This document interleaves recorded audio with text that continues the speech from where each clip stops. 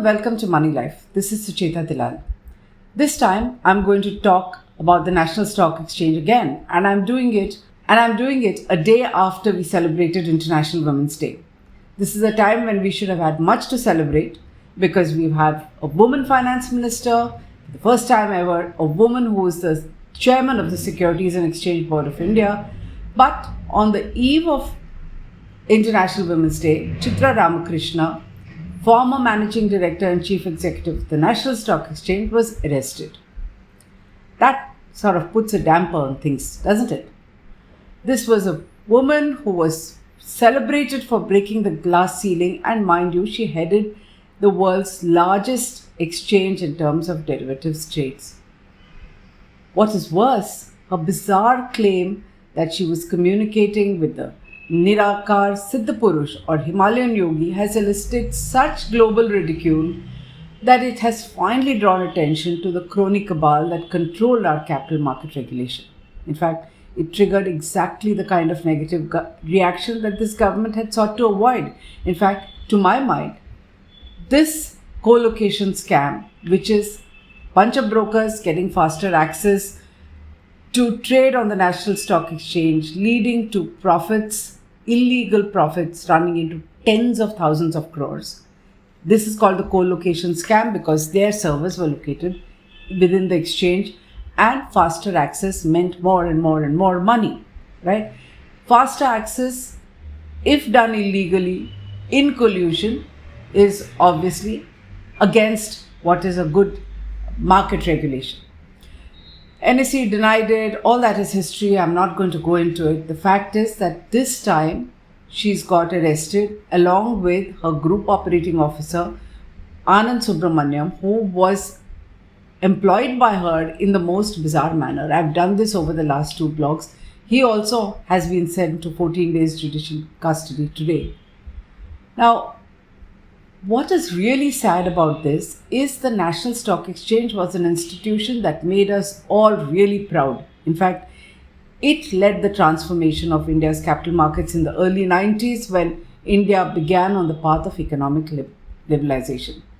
It has been converted into a pathetic, shadowy organization that over the last 10 years has been allowed to rip off extraordinary profits.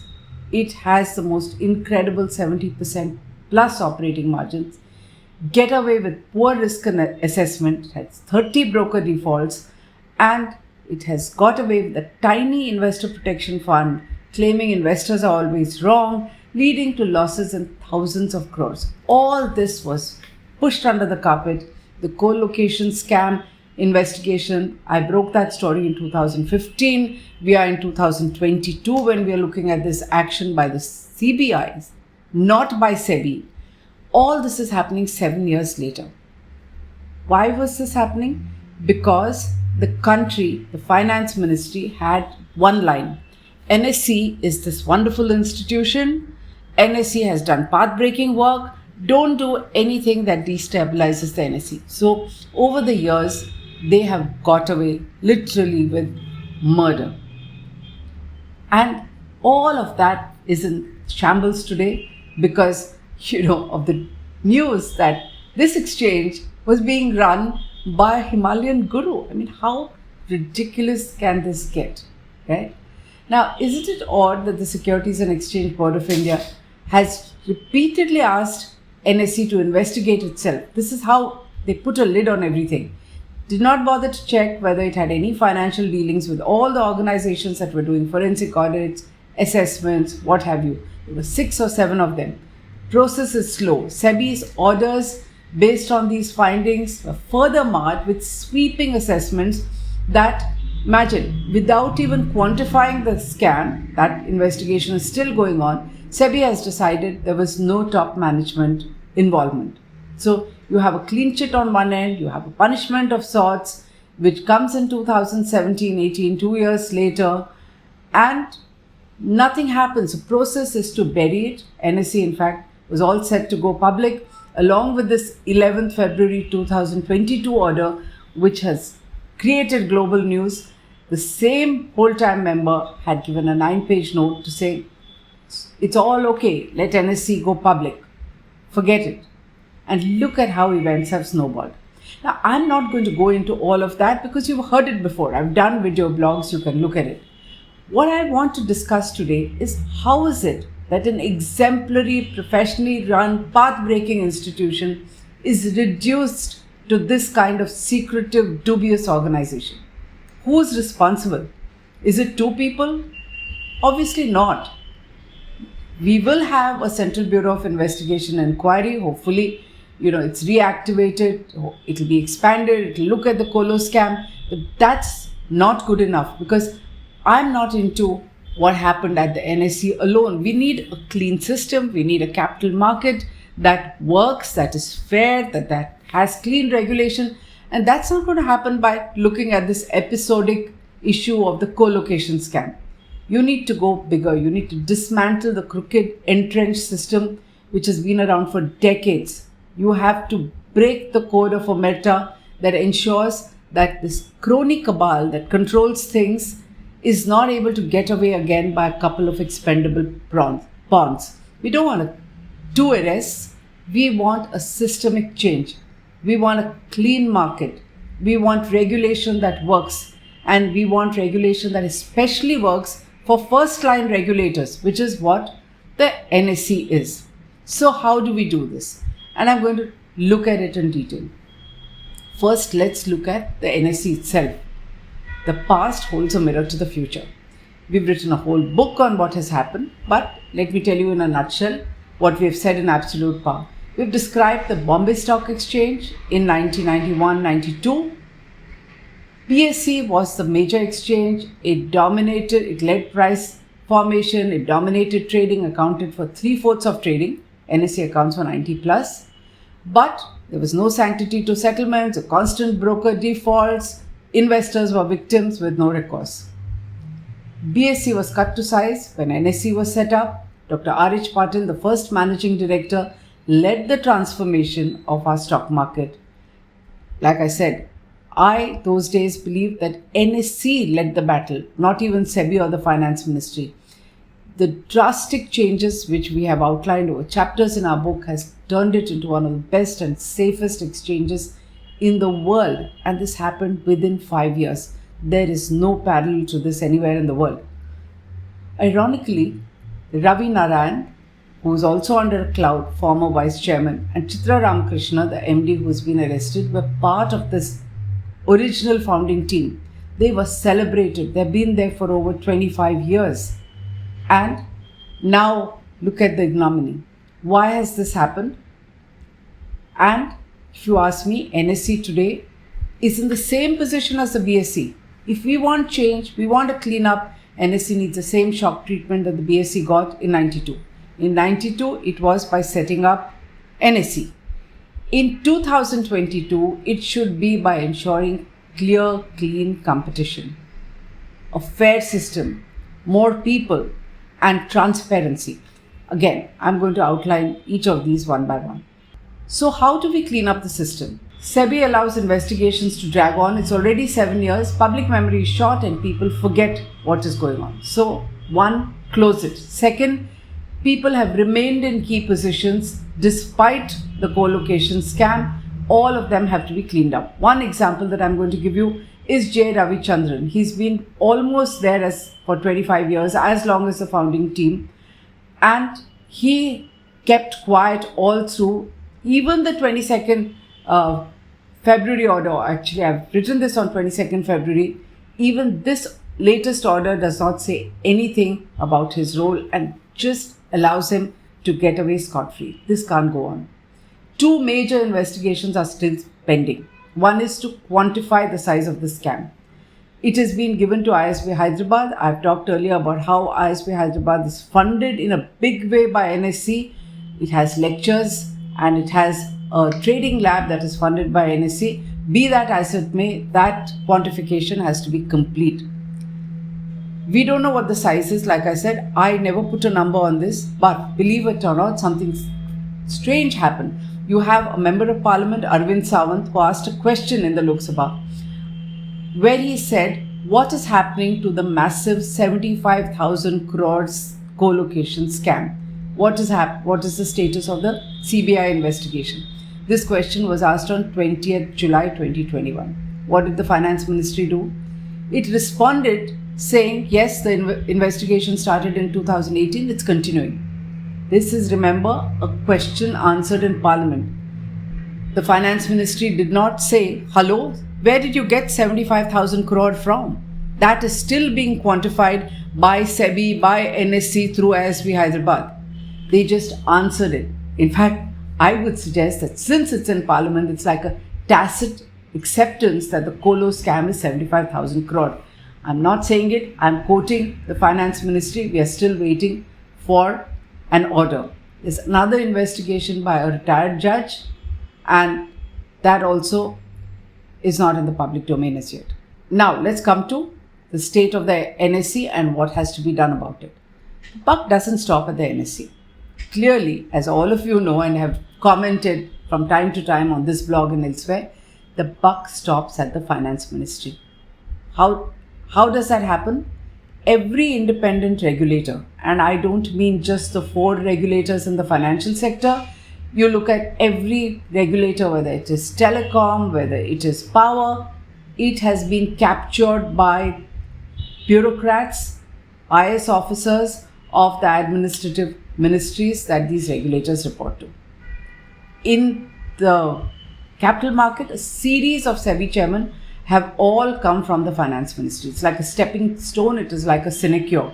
Being a market watchdog is a very, very sensitive position which needs a strong person, not a sinecure for retired bureaucrats, but we have, as Indians, have kept quiet and allowed it to happen. Then board positions. So first you say professionalize, demutualize exchanges. Half of them will be appointed by SEBI and the government, which means that these positions are again captured by various retired secretaries because they are the only ones apparently who understand everything. In fact, they don't. So, for the first time, look at NSE. NSE had sitting fees of over 1 crore of rupees. So, it was a very, very lucrative position. The same with all other exchanges, regulatory bodies. Everything is a sinecure for the IS. That needs to change because post-retirement, they are not doing their job, and I'm going to come to it. At SEBI, we have a change after a long time with the appointment of Madhavi Puri Buch from the private sector. Now, it is up to her to prove that this is an improvement. Depending on her performance, we will know, or we will just prove the bureaucrats right. So, she's on test, I would say, and we are waiting and watching. In the aftermath of the colo scam, Chitra Ramakrishna has happily tried to pass the buck. That's what all the newspaper reports say. That is what we have seen in the SEBI orders. When asked specific, direct, pointed questions, she said, it's not me, it's my juniors who are handling various things, who would know. I'm not supposed to know things as the MD. Now, if this is what the MD says, imagine what the board is saying. NSE's board had legal luminaries, bureaucrats, academics, even people who were executive directors law of SEBI. What did they do? Nothing.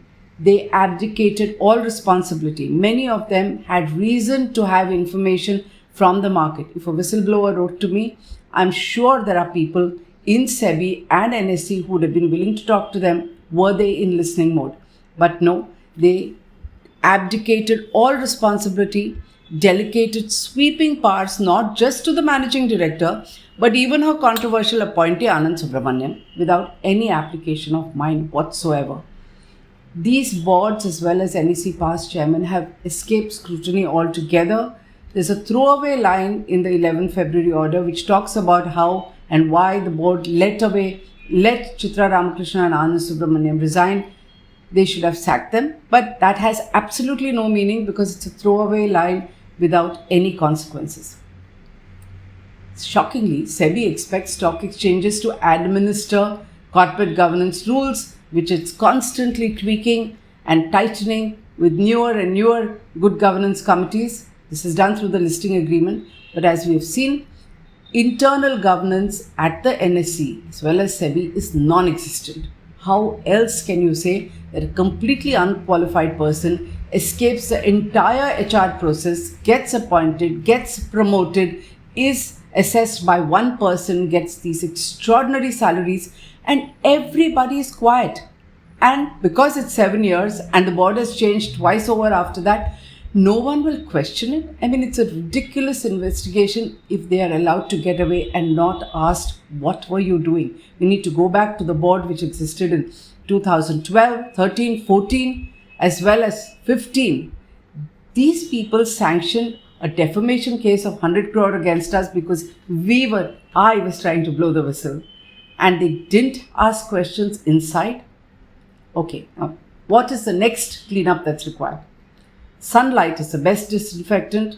Competition keeps people on your toes. These are two things that will ensure clean and transparent exchange.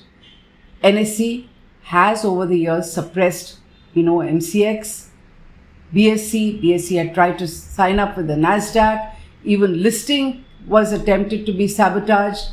Let's cut all that out. Let's strengthen the other two exchanges so that there's meaningful competition. In fact, I'm not even going to get into what happened in currency derivatives because NSE did not want to charge. So the situation that it was in, with silence from the finance ministry and SEBI of those days before this government, was to kill competition by saying, you're spending money if you run trading, we are offering it free. It's called being a loss leader.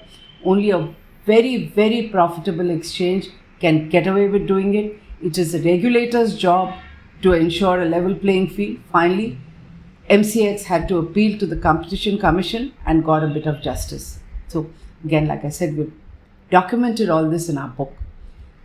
Was this unknown? Are we talking in 2022 about things that nobody knows? Not at all. It was not only documented by us in Moneylife, it was in the public domain. In fact, in 2010, Dr. J. Mohan Gopal, a former Harvard Law professor, was on the SEBI board. He is a legal luminary. He headed the National Judicial Academy. When he was humiliatingly removed from the SEBI board, he wrote an explosive and anguished letter to Prime Minister Manmohan Singh about how, and I'm quoting, an informal clique of current and serving bureaucrats, SEBI officials, lawyers and corporate interests orchestrated a subversion of the due process of law. They illegally interfered with independent SEBI adjudication, manipulated legal opinions, suppressed and misrepresented facts, misled the SEBI board and government officials about the legality of orders, law, regulation, and established precedent were violated. Isn't it stunning? And nothing happened. Dr. Manmohan Singh just passed on the letter to the finance ministry and it was buried.